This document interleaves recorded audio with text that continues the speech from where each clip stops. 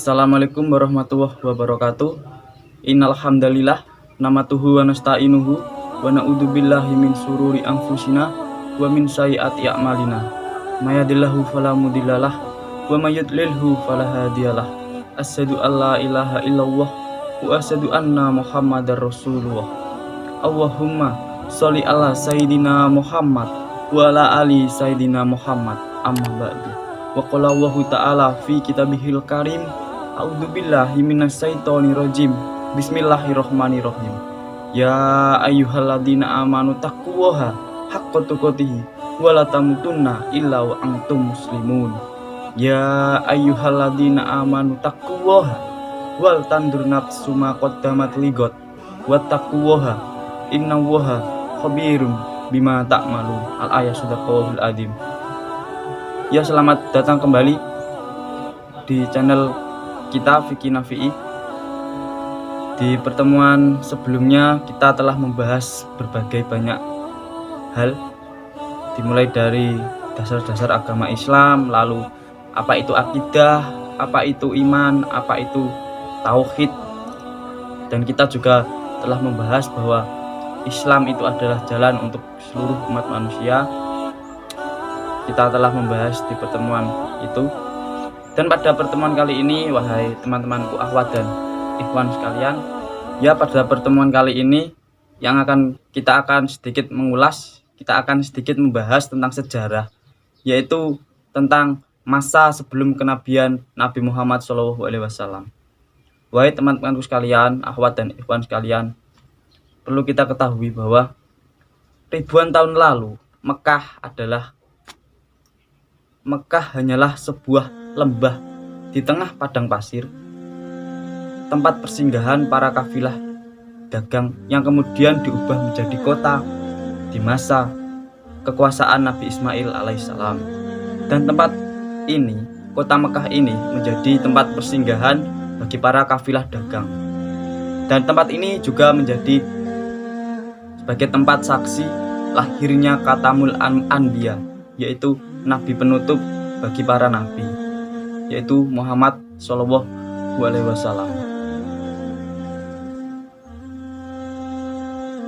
Nabi Muhammad lahir di kota Mekah, dan nenek moyang beliau itu bernama Hashim bin Abdul Manaf,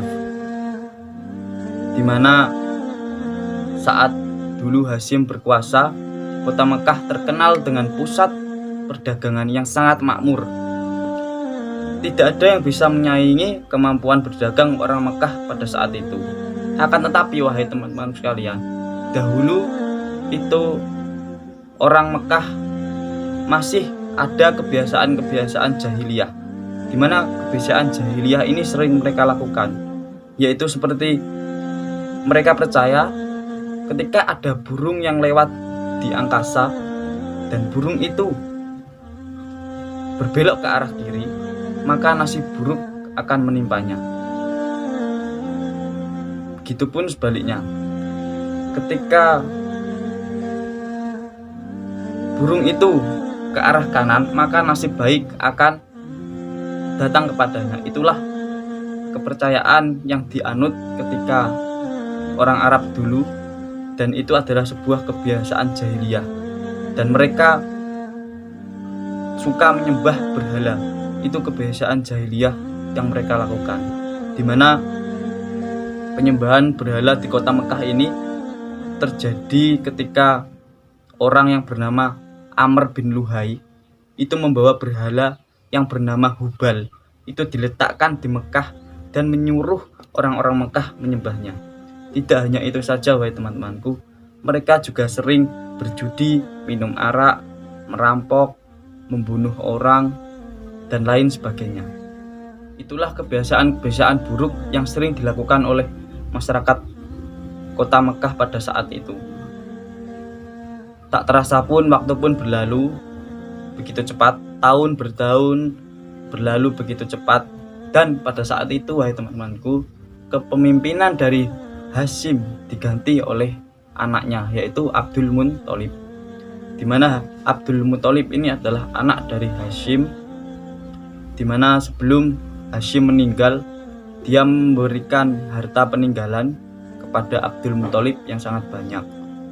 Ketika itu Abdul Muthalib berperan sebagai sikoyah, yaitu orang yang menyediakan minuman dan makanan ketika ada pengunjung Ka'bah, di mana pada saat itu Ka'bah sangat ramai dan dikunjungi orang, melebihi gereja Al-Quds yang dipimpin oleh Raja Abraha di Yaman,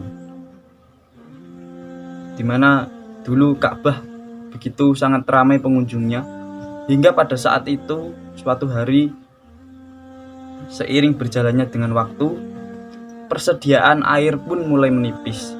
Saat itu Abdul Muthalib berpikiran dan teringat tentang kisah sumur Zam-Zam, di mana sumur Zam-Zam tersebut katanya sudah tertimbun selama ratusan tahun di tanah, di mana sumur Zam-Zam itu tidak bisa ditemukan lagi.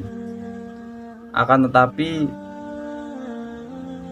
Abdul Muthalib, karena dia sebagai sikoyah, pada saat itu dia tidak patah semangat dan dia tetap akan mencari sumur Zam-Zam itu. Suatu ketika Abdul Muthalib mengajak anaknya, wahai teman-temanku, yaitu yang bernama Harits, di mana Abdul Muthalib mengajak anaknya untuk bersama-sama menemaninya untuk mencari sumur Zam-Zam tersebut, di mana pencarian dimulai pada pagi hari sekali. Beliau bersama anaknya yang bernama Haris menggali di beberapa tempat, namun tidak berhasil. Ketika itu Haris pun mulai merasa mengeluh, wahai teman-temanku, wahai ayah, apakah sumur Zam-Zam itu benar-benar ada? Kalau kita sudah mencarinya dan tidak menemukannya. Akan tetapi Abdul Muthalib selalu mengingatkan anaknya bahwa kalau kita bersabar, pasti Allah akan memudahkan pencarian kita, wahai anakku. Kita akan cepat menemukan sumur Zam-Zam tersebut. Dan ketika orang-orang sekitar Mekah itu melihat perbuatan yang dilakukan oleh Abdul Muthalib, mereka hanya bisa mencaci dan memaki Abdul Muthalib, bahwa orang-orang Mekah dulu selalu mencaci maki Abdul Muthalib karena perbuatan Abdul Muthalib dalam mencari sumur Zam-Zam, di mana sangat mustahil sekali kemungkinannya untuk mencari sumur tersebut, karena sumur tersebut konon ceritanya sudah tertimbun tanah selama ratusan tahun yang lalu. Tetapi Abdul Muthalib tidak patah semangat. Beliau percaya bahwa Allah pasti akan memberikan jalan. Setelah beberapa hari melakukan pencarian, beliau beristirahat sejenak dan beliau tertidur. Ketika tertidur, beliau itu bermimpi, dan dalam mimpinya itu ada sebuah tanda, ada sebuah sinyal di mana Allah memberikan tanda di mana keberadaan sumur Zam-Zam tersebut. Ketika itulah beliau tersadar dan langsung terbangun. Lalu beliau pergi menghampiri anaknya lagi, Harits, dan langsung mengajak anaknya untuk pergi mencari sumur Zam-Zam tersebut, di mana tanda-tanda sumur Zam-Zam tersebut terletak di sekitar Ka'bah. Dan beliau terus menggali, tidak peduli apapun yang dikatakan masyarakat Mekah kepadanya pada saat itu. Setelah selang lama beliau menggali tanpa patah semangat, akhirnya muncullah sinar, muncullah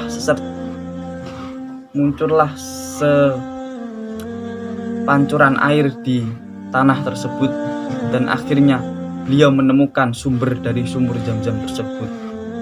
Dan beliau sangat bersyukur kepada Allah karena Allah telah memberikan jalan petunjuk kepadanya.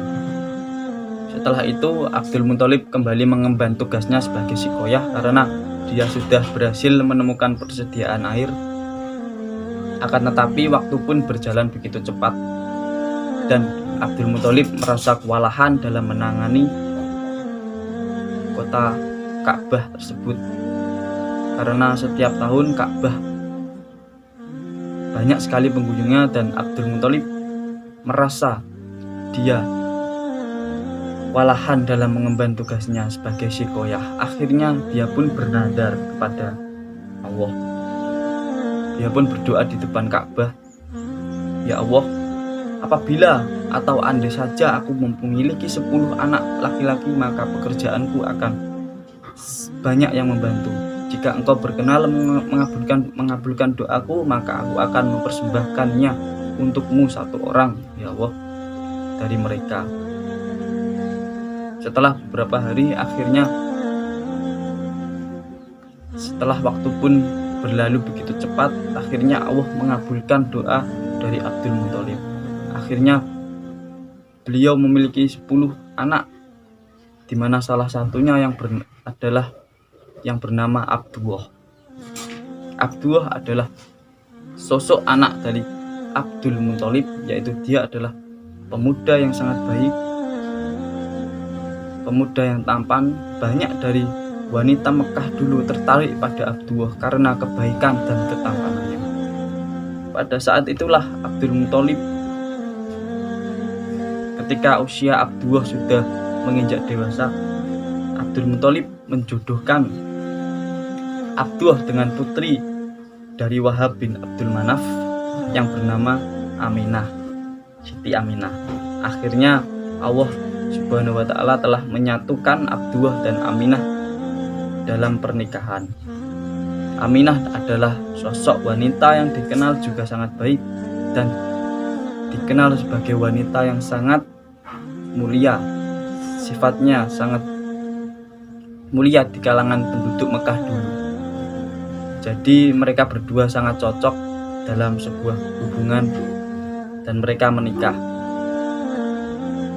Setelah beberapa bulan, wahai teman-temanku, setelah Aminah dan Abdullah itu menikah, akhirnya Aminah mengandung bayi dari Abdullah. Dan saat itu bayinya baru berumur 2 bulan. Ketika Aminah mengandung, musim semi telah tiba dan sudah saatnya Abdullah melakukan perjalanannya dagang ke negeri Syam, dimana itu adalah kewajiban dari Abdullah sebagai sosok seorang suami yang harus memenuhi kewajibannya kepada istrinya, yaitu Aminah. Terlebih lagi Aminah sedang mengandung anak dari Abdullah yang berusia 2 bulan. Ketika perpisahan Abdullah dan Aminah itu, Aminah sangat berat hati ketika akan ditinggal oleh suaminya. Itu apalagi ia tengah hamil muda.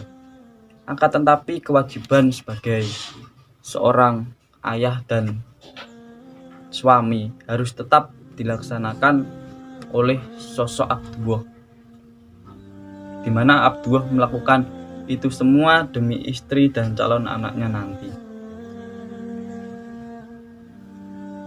Setelah berpamitan, keesokan harinya Abdullah bersama rombongannya, kafilah dagang itu pergi ke negeri Syam, di mana Aminah melepas kepergian suaminya dengan doa agar suaminya bisa sampai tujuan dan kembali dengan selamat. Setelah melakukan perjalanan beberapa hari ke negeri Syam, Abdullah dan rombongan kafilah dagangnya, perjalanannya dari kota Mekah menuju Syam dipermudahkan oleh Allah, di mana semua dagangan dari Abdullah itu terjual habis di kota Syam. Setelah itu waktu pun terus berlalu dan Abdullah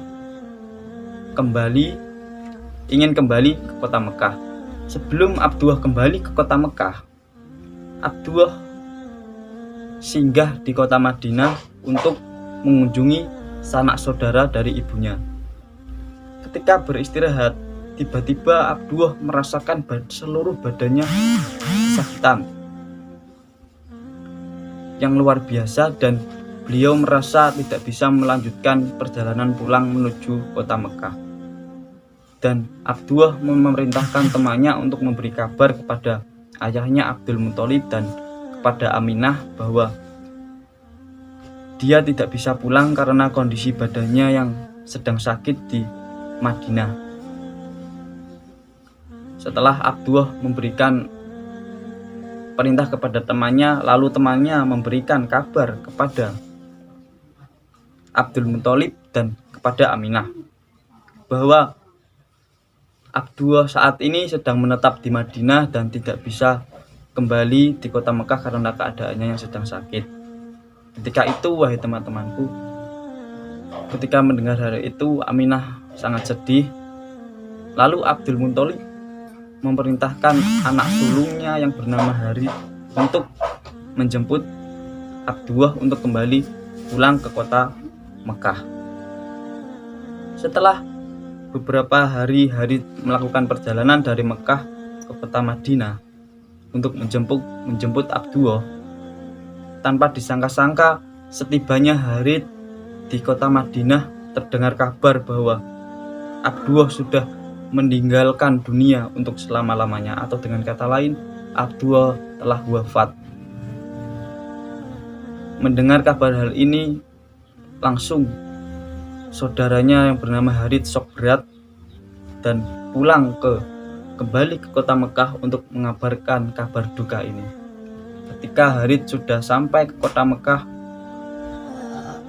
Harith memberi kabar kepada Abdul Muthalib dan Aminah dan seluruh keluarganya bahwa Abdullah telah menghembuskan nafas terakhir di kota Madinah karena penyakitnya.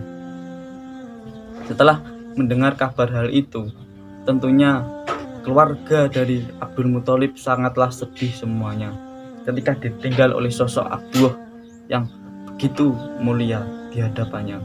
Terlebih lagi Aminah yang sedang mengandung bayi yang berusia 2 bulan. Ketika itu beliau sangat sedih ketika ditinggal oleh sosok suami yang sangat dicintai. Waktu pun terus berlalu, wahai teman-temanku. Tahun bertahun-tahun semakin berlalu. Kesedihan pun masih menyelimuti hati Aminah. Beliau pun selalu berdoa dalam hatinya bahwa agar kelak anak yang dikandungnya nanti ketika dilahirkan tumbuh menjadi orang yang bermanfaat bagi sekitar, seperti almarhum ayahnya, yaitu Abdullah. Sebelum Abdullah meninggal, Abdullah itu memberikan peninggalan warisan beberapa hewan ternak dan budak perempuan bernama Ummu Aiman. Waktu pun terus berlalu. Ketika itu Aminah telah mengandung selama 9 bulan dan sebentar lagi akan melahirkan. Tepatnya pada hari Senin tanggal 12 Rabiul Awal tahun 571 Masehi, Aminah melahirkan sosok bayi laki-laki yang sangat tampan dan bersinar terang, yaitu Abdul Muthalib, memberi nama Muhammad bin Abdullah. Semua keluarga besar ketika itu bersuka cita atas kelahiran Muhammad, seolah-olah sosok Abdullah kembali di tengah-tengah mereka, wahai teman-temanku. Abdul Muthalib yang penuh sukacita langsung menggendong cucunya itu untuk bertawaf di Ka'bah. Di kelahiran Nabi Muhammad itu ada peristiwa besar, wahai teman-temanku, di mana yaitu ketika itu Raja Abraha dari Yaman ingin menyerang dan menghancurkan Ka'bah, karena Raja Abraha pada saat itu merasa iri kepada kemasyhuran dari Ka'bah. Jadi pada saat itu ketika Nabi Muhammad lahir, di mana disebut sebagai tahun gajah, Raja Abraha bersama pasukannya mendatangi Ka'bah dan ingin menghancurkan Ka'bah. Akan tetapi pada saat itu pertolongan Allah tidak mengizinkan bahwa Abraha akan menghancurkan Ka'bah, dan Allah menyelamatkan Ka'bah dari bencana, di mana pada saat itu Allah mengirimkan burung ababil untuk menghancurkan pasukan dari Abraha, di mana ini dijelaskan dalam surat Al-Fil. Ketika Raja Abraha ingin menghancurkan Ka'bah, Allah mengirimkan burung ababil yang membawa bebatuan panas untuk melemparkan kepada semua pasukan Abraha, agar pasukan Abraha tidak berani mendekati Ka'bah dan kembali pulang ke negeri Yaman. Itulah cara Allah untuk melindungi kota Mekah dan Ka'bah, dan tentunya untuk melindungi utusannya, yaitu Muhammad SAW. Setelah peristiwa penyerangan Ka'bah itu, setelah lewat 7 hari, peristiwa itu Abdul Muthalib menyembelih seekor unta sebagai rasa syukur atas kelahiran Nabi Muhammad SAW. Aminah pun sebagai sang ibunda selalu bahagia ketika menatap bayinya. Ia selalu berdoa untuk keselamatan anaknya. Allah Subhanahu wa Ta'ala telah mentakdirkan Nabi Muhammad SAW sebagai orang yang sangat berpengaruh dalam sejarah dunia, seperti yang disebutkan dalam ayat Al-Quran surat Al-Anbiya ayat 107 yang berbunyi, wa ma arsalnaka illa rahmatan lil alamin, di mana Nabi, tidak aku utus kamu Muhammad melainkan untuk menjadi rahmat bagi seluruh alam semesta. Itulah sedikit cerita dari kelahiran dari Nabi Muhammad SAW. Ketika itu waktu pun terus berlalu begitu cepat, wahai teman-temanku, di mana bayi Muhammad pun mulai tumbuh besar dan membutuhkan asupan ASI, di mana pada saat itu telah menjadi tradisi bagi orang Mekah ketika seorang wanita itu melahirkan seorang anak. Ketika wanita itu memiliki seorang bayi, maka sudah menjadi tradisi untuk menyusukan bayinya kepada wanita yang tinggal di dusun atau pedesaan. Hal itu dilakukan dengan tujuan agar bayi itu dapat tumbuh dengan sehat, karena di pedesaan kondisinya masih segar dan sangat alami dan sangat baik untuk pertumbuhan seorang bayi. Ketika itu Aminah mencari ibu susuan untuk Nabi Muhammad. Akan tetapi tidak ada satupun yang mau menyusui bayi Muhammad, dikarenakan beliau adalah seorang yatim yang ditinggal oleh ayahnya. Hingga suatu ketika ada seorang suami istri dari kota Taif yang ingin mencari bayi bangsawan untuk disusuinya, dikarenakan kondisi dari suami istri ini sangat sulit dari segi ekonominya karena dia sedang gagal panen ketika musim paceklik melanda kota Taif. Akan tetapi keinginan dari suami istri ini tidak terkabul, karena pada saat itu bayi bangsawan yang ingin diambilnya untuk disusui itu sudah diambil orang lain, dan yang tersisa hanyalah bayi dari Nabi Muhammad SAW saja. Ya, nama dari kedua istri dan suami itu adalah Halimah, dan suaminya bernama Harith bin Abdul Al-Uja, di mana setelah Halimah merundingkan keputusannya untuk mengambil Muhammad agar dijadikan bayi untuk disusuinya, dia berunding dengan suaminya terlebih dahulu, hingga pada akhirnya Halimah dan suaminya pun bersedia untuk mengambil dan menyusui bayi Muhammad karena melihat paras indah dari bayi Muhammad tersebut. Ketika perpisahan antara bayi Muhammad dan Ibunda Aminah sangat sedih ketika perpisahan itu. Akan tetapi itu harus dilakukan demi kebaikan dan pertumbuhan dari Nabi Muhammad SAW. Dimana ketika Halimah saat itu membawa pulang Nabi Muhammad, keajaiban pun sering terjadi dalam kehidupan mereka. Keberkahan terus terjadi di keluarga Halimah dan suaminya, di mana ketika suami dari Halimah itu pergi menengok untanya, di mana untanya sudah tua dan tidak mungkin mengeluarkan susu. Ketika Halimah merawat Nabi Muhammad, maka unta tersebut mengeluarkan susu begitu banyak, dan suami dari Halimah tidak percaya dan terheran-heran melihat keadaan itu. Itulah keberkahan yang didapatkan oleh Halimah dan keluarganya. Tidak hanya itu,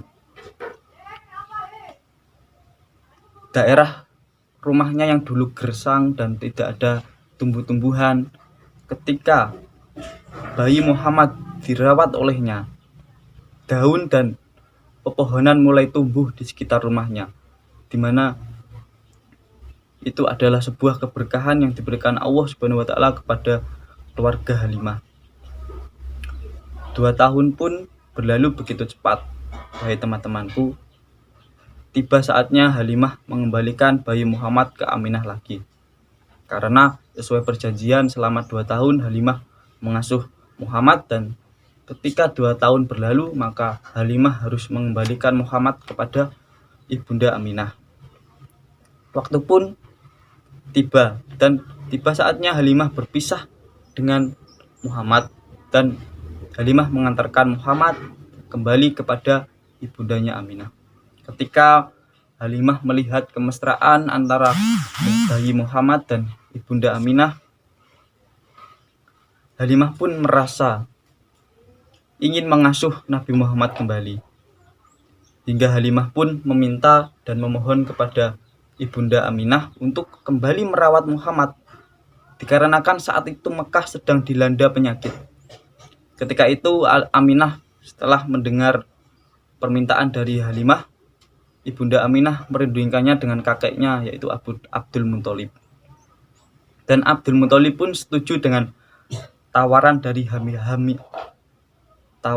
Halimah, bahwa memang benar pada saat itu Makkah sedang dilanda penyakit dan sangat tidak aman ketika Nabi Muhammad dirawat di situ. Jadi Abdul Muthalib menyerahkan kembali Nabi Muhammad kepada Halimah untuk dirawatnya, dan ketika bayi Muhammad berumur 5 tahun, maka Halimah harus mengembalikannya lagi sesuai dengan perjanjian. Halimah ketika mendengar dari pernyataan dari Abdul Muthalib itu sangat senang sekali, karena dia bisa berkesempatan kembali untuk merawat bayi Muhammad selama 3 tahun mendatang. Halimah dengan perasaan senang dan haru membawa Nabi Muhammad kembali ke kota Thaif. Pada saat kembali ke kota Thaif, Nabi Muhammad bermain dengan anak-anaknya dari Halimah, di mana Halimah memiliki anak 3, putri 2 dan putranya 1, di mana itu adalah saudara sepersusuan dari Nabi Muhammad SAW. Di mana pada saat usia beliau yang sangat masih dini dalam pengasuhan Halimah, ketika itu beliau bermain bersama para anak Halimah di tengah padang rumput. Tiba-tiba ada seseorang yang menghampiri Muhammad kecil dan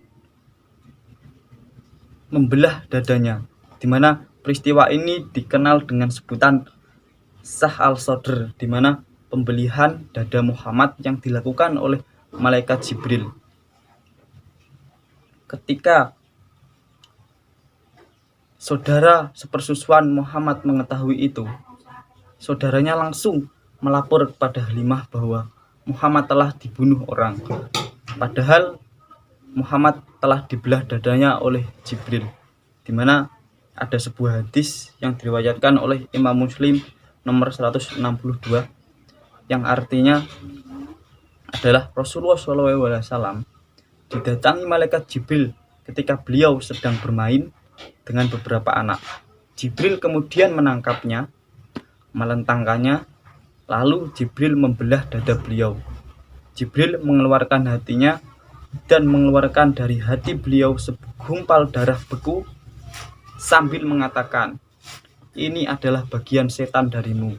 Jibril kemudian mencucinya dalam wadah yang terbuat dari emas dengan air Zam-Zam, lalu ditumpuk, kemudian dikembalikan ke tempatnya lagi.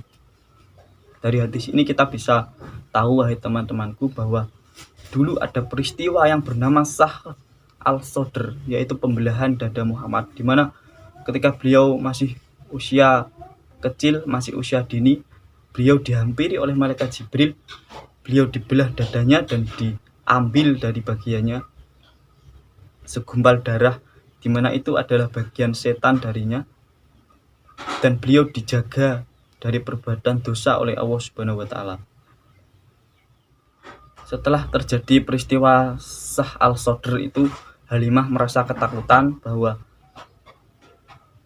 keberadaan Muhammad di kota Taif sangat terancam sekali, dan akhirnya Halimah, sebelum waktu yang ditentukan, Halimah mengembalikan Muhammad kepada Ibunda Aminah karena takut terjadi sesuatu. Ketika Halimah ingin mengembalikan Muhammad kepada Aminah sebelum waktu yang ditentukan, saat itu Aminah kembali menasihati Halimah bahwa tidak ada suatu perbuatan apapun yang akan mencelakakan Muhammad karena Tuhan selalu melindunginya. Mendengar jawaban dari Aminah, Halimah pun merasa sangat lega, dan Aminah pun kembali menyuruh Halimah untuk merawat Nabi Muhammad lagi, dan jangan pernah takut atas apapun yang terjadi kepadanya, karena Aminah yakin bahwa Tuhan selalu melindungi bayinya itu. Tak terasa pun waktu pun terus berjalan, wahai teman-temanku, dan Nabi Muhammad memasuki usia yang ke-5 tahun, dan sesuai perjanjian, Halimah harus mengembalikan Nabi Muhammad kepada Ibunda Aminah, di mana usia Nabi Muhammad saat itu genap 5 tahun, dan sudah saatnya Nabi Muhammad dikembalikan kepada keluarganya, yaitu Aminah. Ketika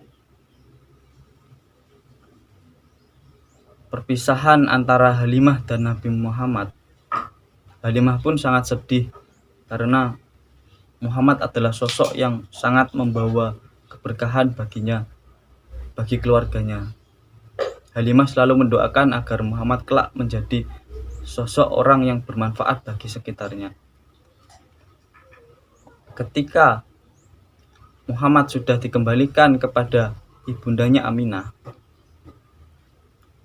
saat itu Aminah merasa sangat bahagia, dan Aminah ingin berencana mengajak Muhammad untuk mengunjungi makam ayahnya, di mana makam ayahnya terletak di Madinah, di mana jarak antara kota Mekah dan Madinah sangatlah jauh sekali. Akan tetapi Aminah ingin sekali menunjukkan makam ayahnya kepada Nabi Muhammad. Ketika itu Nabi Muhammad baru berusia 5 tahun. Sebelum Aminah dan Nabi Muhammad berangkat ke kota Madinah, Aminah izin terlebih dahulu kepada kakeknya Muhammad, yaitu Abdul Muthalib, untuk pergi ke kota Mekah. Aminah izin dulu untuk pergi ke kota Madinah untuk mengunjungi makam ayahnya Abdullah.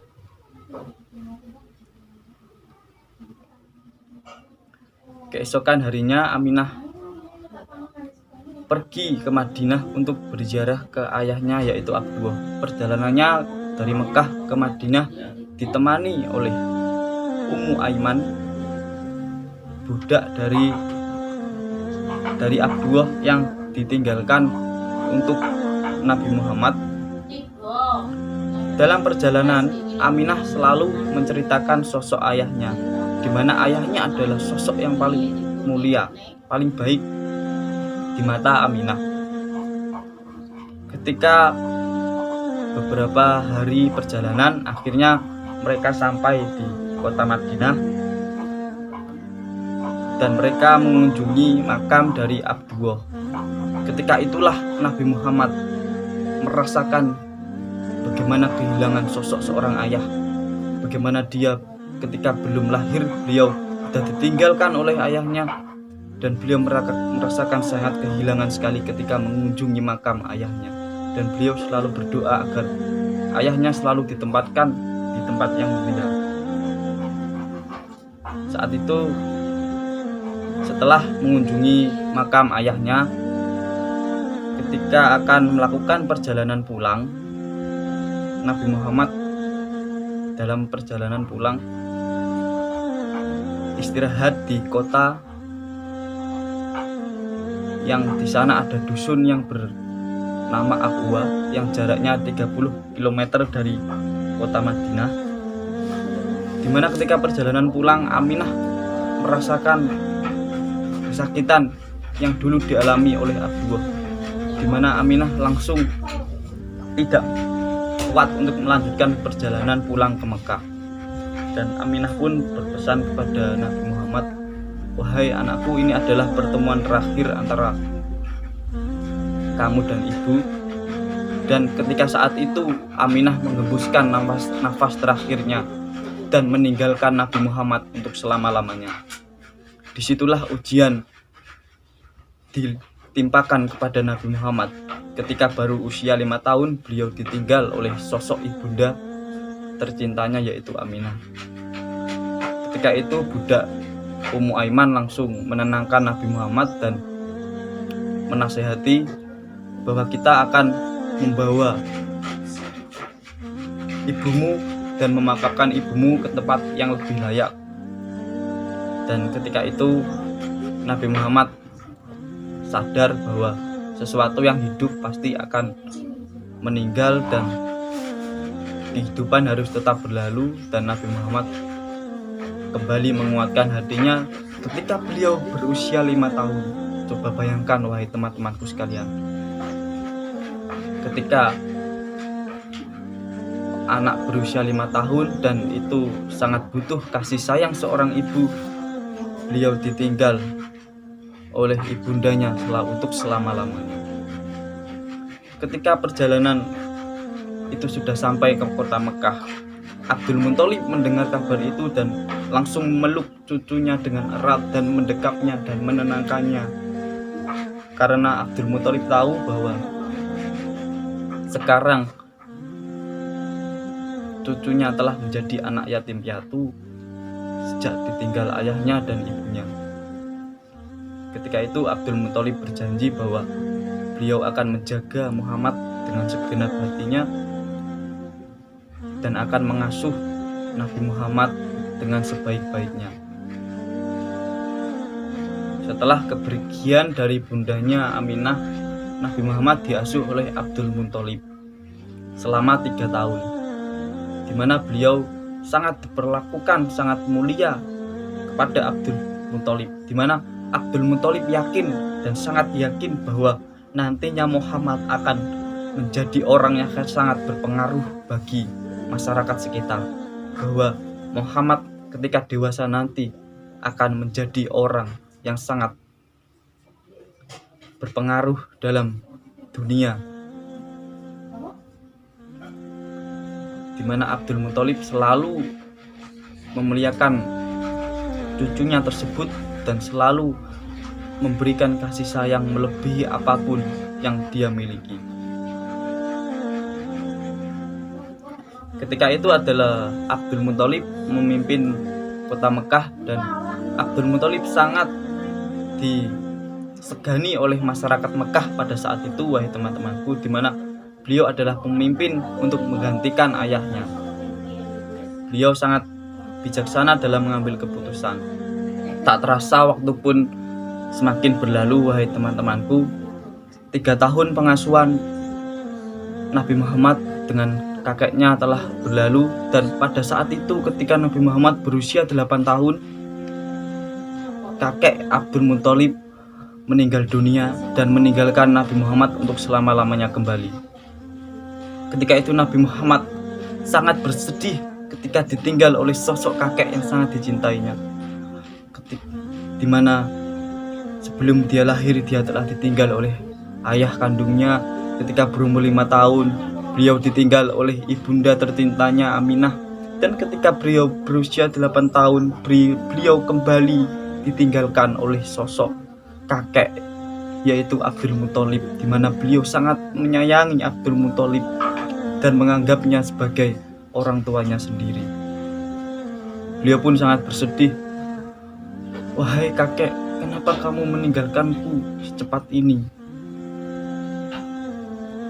Dan sebelum Abdul Muthalib meninggal dunia, Abdul Muthalib berpesan kepada anaknya yang bernama Abu Thalib untuk mengasuh Nabi Muhammad ketika dia wafat. Jadi sebelum Abdul Muthalib meninggal dunia, beliau telah berpesan kepada Abu Thalib untuk menjaga dan melindungi Muhammad dari segala macam bahaya yang akan menimpanya kelak. Akhirnya paman dari Nabi Muhammad yang bernama Abu Thalib itu mendatangi Muhammad dan memberitahu bahwa kelak dia akan mengasuhnya dan akan melindunginya. Walaupun Abu Thalib adalah seorang paman yang memiliki harta yang cukup dan pas-pasan, akan tetapi dengan hati mulia Abu Thalib bersedia untuk menjaga Nabi Muhammad SAW. Dan Nabi Muhammad sangat berterima kasih pada pamannya itu. Ketika itu beliau sudah berusia 8 tahun.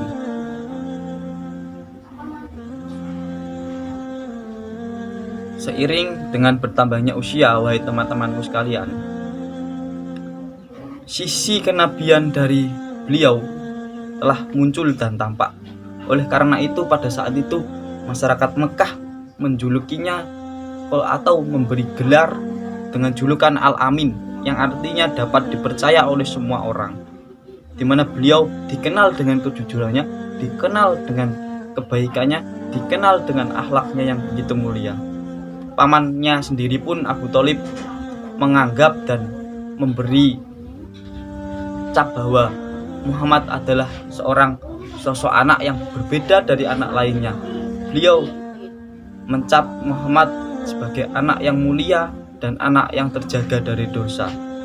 Karena sikap dan perilaku Nabi Muhammad sehari-hari itu adalah seorang sikap yang sangat mulia dan patut untuk dijadikan contoh. Ketika pada saat itu Nabi Muhammad diasuh oleh Abu Thalib, ketika musim panas tiba, wahai teman-temanku, pada tahun sekitar 582 Masehi, Abu Thalib berencana ingin dagang ke negeri Syam, di mana negeri Syam adalah pusat perdagangan dan Abu Thalib ingin dagang di sana. Karena pekerjaan dari Abu Thalib memang sehari-hari adalah sebagai seorang pedagang untuk demi memenuhi kebutuhan sehari-harinya. Mendengar Abu Thalib ingin pergi ke dagang, Muhammad tidak tinggal diam, karena beliau menyadari bahwa dia bertempat tinggal di rumah pamannya. Beliau ingin membantu pamannya dan ingin ikut ke negeri Syam untuk pergi ke dagang. Mendengar hal itu, semula pamannya Abu Thalib tidak mengizinkan karena perjalanan dari kota Mekah ke negeri Syam sangatlah jauh dan sangat berbahaya bagi usia Muhammad. Dan setelah dipikir-pikir, sebelumnya pamannya menolak, dan setelah dipikir-pikir akhirnya pamannya menyetujui dan mengajak Nabi Muhammad untuk dagang ke Syam.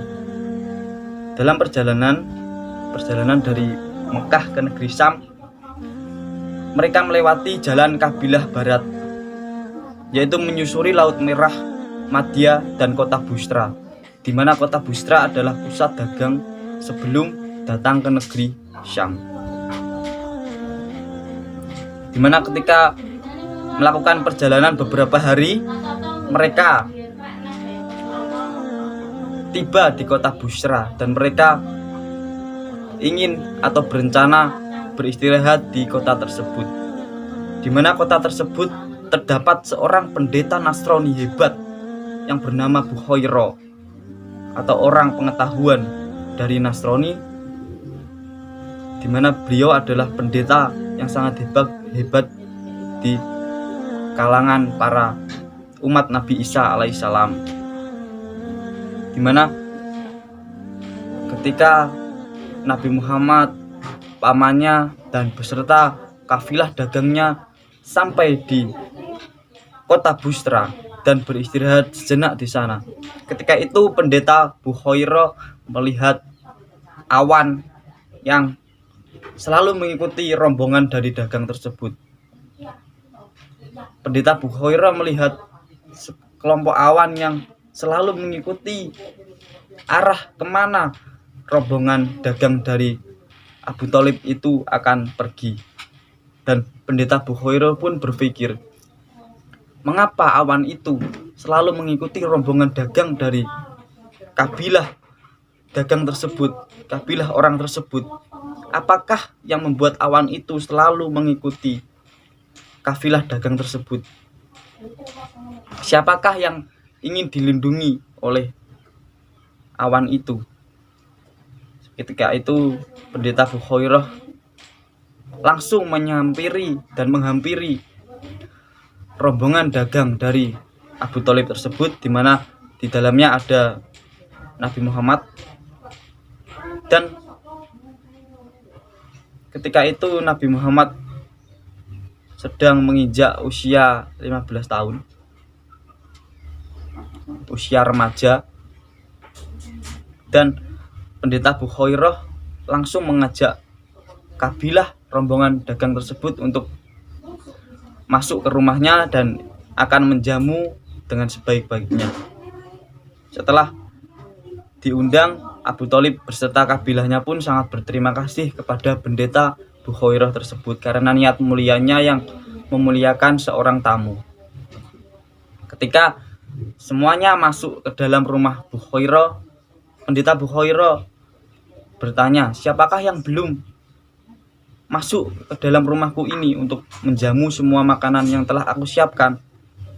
Pamannya Abu Thalib pun menjawab, keponakanku, di mana keponakanku telah berjaga. Aku suruh dia berjaga di luar agar menjaga barang-barang kami, wahai pendeta. Saat itu pendeta pun langsung menyuruh agar Muhammad masuk ke rumahnya dan mengirimkan pasukan untuk menjaga barang bawaan yang dibawa oleh kabilah dari Abu Thalib. Ketika Nabi Muhammad diundang masuk ke dalam rumah pendeta tersebut, pendeta Bukhairah diam-diam menyelidiki dan menatap Nabi Muhammad dengan tatapan yang sangat serius sekali. Pendeta Bukhairah belajar dan dia menatap Nabi Muhammad tanpa kedipan sekali, di mana pendeta Bukhairah memperhatikan Muhammad dari ujung kaki sampai ujung kepala. Di mana setelah acara penjamuannya itu selesai, pendeta Bukhairah langsung menghampiri Nabi Muhammad dan bertanya, wahai anak muda, siapakah kau? Lalu Nabi Muhammad menjelaskannya secara runtut dan urut.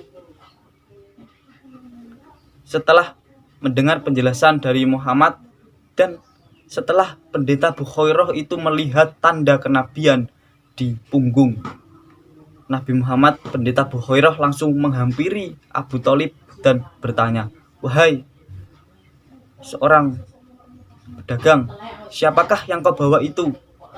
Anak muda yang kau bawa itu? Lalu Abu Thalib menjawab, itu adalah keponakanku, wahai pendeta. Anak itu sudah ditinggal oleh ayah dan ibunya ketika dia masih kecil. Ketika itu pendeta Bukhairah langsung terang-terangan memberitahu bahwa Muhammad itu adalah utusan Allah, adalah Nabi Allah, di mana Muhammad adalah penerus Nabi dari Nabi Isa alaihissalam.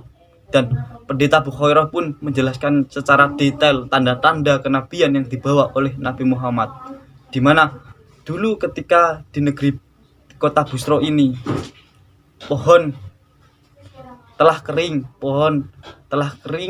tumbuhan tidak mau tumbuh. Akan tetapi ketika kabilahmu bertempat tinggal di kota ini, tumbuhan yang semula kering, pohon-pohon yang tidak mau menghasilkan buah, bebatuan-bebatuan yang selama ini tidak ada, kembali ada dan kembali menghiasi kota Busro ini. Dimana di dalam kitab kami pun nubuat dari Nabi Muhammad itu pastilah akan datang. Dan inilah saatnya, wahai kabilah dagang. Di sini Pendeta Bukhairah menjelaskan secara detail kepada pamannya Abu Thalib, paman Nabi Muhammad, dan Pendeta Bukhairah menasihati bahwa sebaiknya jangan kau teruskan perdaganganmu ini, dimana orang-orang Yahudi dan Nasrani itu pasti akan mengincar keponakanmu itu ketika mereka tahu bahwa Muhammad itu adalah utusan Allah, utusan Tuhan yang dibawa untuk menyempurnakan ajaran Nabi Isa alaihissalam. Mendengar hal itu, Abu Thalib langsung bergegas dan tidak melanjutkan perjalanannya ke negeri Syam, dan beliau langsung membawa Muhammad pulang ke kota Mekah, di mana Abu Thalib menuruti perintah dari pendeta tadi bahwa demi keamanan dari keponakannya dia harus pulang ke negeri Mekah dan meninggalkan kota Busro secepat mungkin. Ternyata benar, wahai teman-temanku sekalian, dugaan dari Pendeta Bukhairah. Setelah beberapa hari Nabi Muhammad dan pamannya Abu Thalib pulang ke kota Mekah, datang seorang gerombolan dari Nasrani dan Yahudi yang mencari seorang anak yang ciri-cirinya persis seperti yang disebutkan Pendeta Bukhairah tadi, persis seperti Nabi Muhammad, di mana Pendeta Bukhairah langsung memperingatkan orang Nasrani dan Yahudi itu, jangan kamu menyakiti anak itu, karena anak itu adalah utusan dari Tuhan. Jika kamu sekali-kali ingin menyakiti anak itu, maka azab Tuhan akan menimpamu, wahai orang-orang Nasrani dan Yahudi. Jadi setelah mendengar hal itu, orang Nasrani dan Yahudi tidak jadi untuk mencari Nabi Muhammad, karena penjelasan dari seorang pendeta itu sangatlah cerdas dan sangat berilmu sekali. Dimana setelah itu Nabi Muhammad pulang ke negeri Mekah dan menetap di sana. Setelah bertemu dengan Pendeta Bukhairah, nampaknya Nabi Muhammad pun tidak sadar bahwa dia adalah seorang nabi, bahwa dia adalah seorang utusan Tuhan untuk menyempurnakan ajaran Nabi Isa alaihissalam. Ketika beliau setelah pulang dari kota Syam menuju kota Mekah, beberapa hari terjadilah perang Fijar, di mana perang ini terjadi antara Bani Quraisy dan Bani Hawazin, di mana perang ini adalah perang pertama kali yang diikuti oleh Nabi Muhammad, di mana terjadi perselisihan antara kaum Quraisy dan kaum Hawazin, di mana Nabi Muhammad turut serta dalam perang itu ketika beliau masih berusia 15 tahun, dan perang Fijar terjadi selama 4 tahun. Lebih tepatnya perang ini disebut perang kedurhakaan dan perang yang merusak kesucian bulan suci, di mana beliau bertugas untuk mengambil anak panahnya dan membantu pamannya dalam perang Fijar ini. Setelah perang Fijar berlalu, usia beliau menginjak usia 20 tahun. Dan beliau di masa-masa itu beliau sadar bahwa dia telah banyak menyusahkan pamannya yang bernama Abu Thalib, di mana Abu Thalib memiliki banyak anak dan banyak sekali kebutuhan yang harus ditanggung oleh Abu Thalib. Nabi Muhammad sebagai orang yang pemikir, beliau langsung sadar dan beliau berniat untuk mengembala di kota Mekah pada saudagar kaya, di mana itu adalah niatnya untuk membantu keluarga dari Abu Thalib. Beliau pun dengan niat yang baik, beliau bekerja sebagai pengembala kambing kepada saudagar kaya. Pada saat itu beliau berusia genap 20 tahun. Seperti halnya yang dilakukan Nabi Musa dan Nabi Daud dulu. Beliau tidak pernah malu dengan pekerjaannya sebagai pengembala kambing, asalkan itu bisa membantu keluarga dari pamannya Abu Thalib. Dan beliau juga belajar tentang ilmu perdagangan dari pamannya itu. Nabi Muhammad adalah sosok yang paling dikenal sebagai pemuda yang sangat amanah. Ketika usianya di usia remaja itu, beliau dikenal sebagai orang yang sangat pekerja keras dan sangat mulia dalam membantu keluarga dari Abu Thalib. Beliau mulai dari pagi sampai sore hari beliau mengembala kambing, dan beliau sangat senang dengan pekerjaan itu. Beliau tidak pernah mengeluh sedikit pun tentang pekerjaannya, dan beliau selalu menikmati pekerjaan itu. Itu semua dilakukan demi untuk membantu perekonomian dari pamannya Abu Thalib.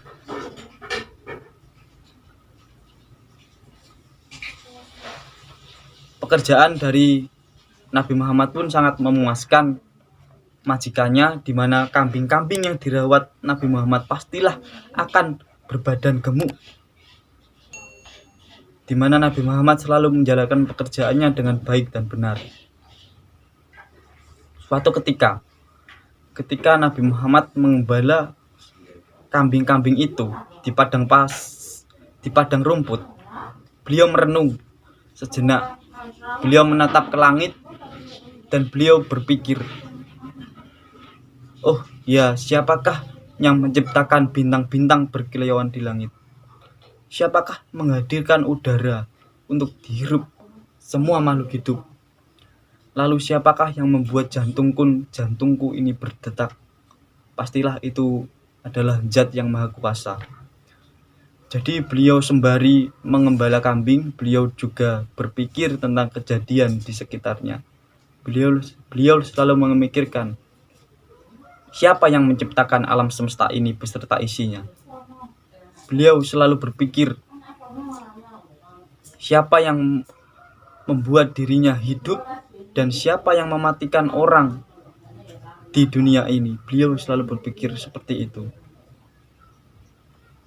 Waktu pun terus berlalu, baik teman-temanku.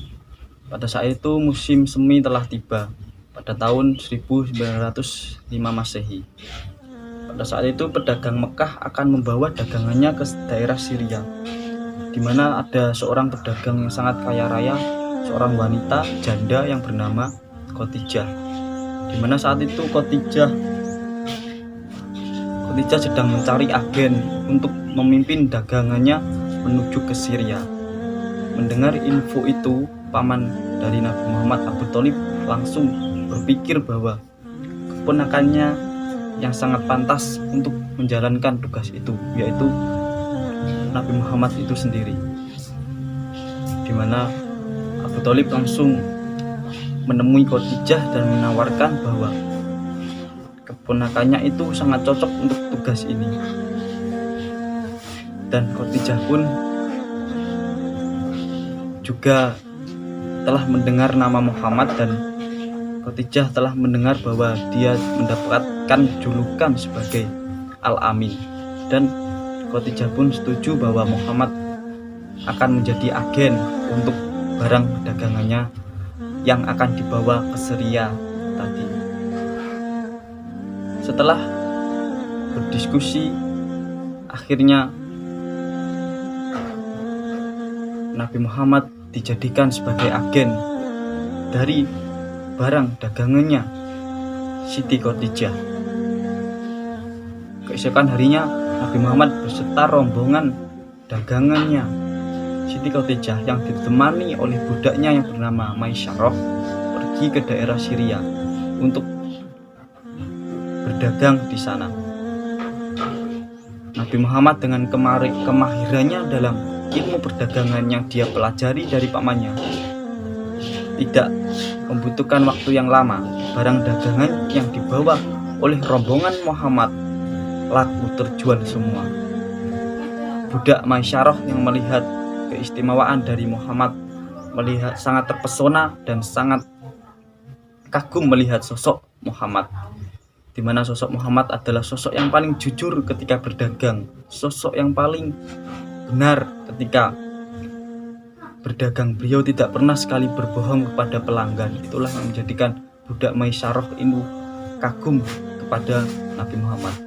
Pada suatu hari ketika malam itu tiba, kembali Muhammad merenung di sebuah tempat dan memikirkan kejadian di sekitarnya. Kenapa? Beliau pernah berpikir, kenapa orang-orang Nasrani berpecah belah, bergolong-golongan? Lalu di antara mereka, siapakah yang paling benar? Nabi Muhammad mencari jawaban itu dan beliau selalu merenung tentang kejadiannya. Maisyarah yang melihat hal itu sangat terkagum-kagum, dan Maisyarah setelah kembali ke Makkah, dia akan menceritakan sosok Muhammad kepada Khadijah, di mana pasti Khadijah akan tertarik dengan Muhammad ini, di mana dalam pandangan Maisyarah, Muhammad adalah sosok yang istimewa dibandingkan dengan laki-laki lain di luar sana. Itulah yang membuat Maisyarah ingin sekali menceritakan kisah dagangnya selama di Syria dengan Muhammad kepada Khadijah. Itulah sedikit cerita sejarah tentang sebelum masa kenabian dari Nabi Muhammad. Semoga kita sebagai umat Islam selalu mencontoh dan menteladani sikap-sikap mulia beliau. Demikian yang dapat kami sampaikan, semoga bermanfaat. Kami tidak bermaksud apa-apa, kami hanya ingin berbagi tentang ilmu. Apabila ada salah kata dari kami yang menyakiti, kami mohon maaf yang sebesar-besarnya. Billahi taufiq wal hidayah, walidul wa inayah. Wassalamualaikum warahmatullahi wabarakatuh.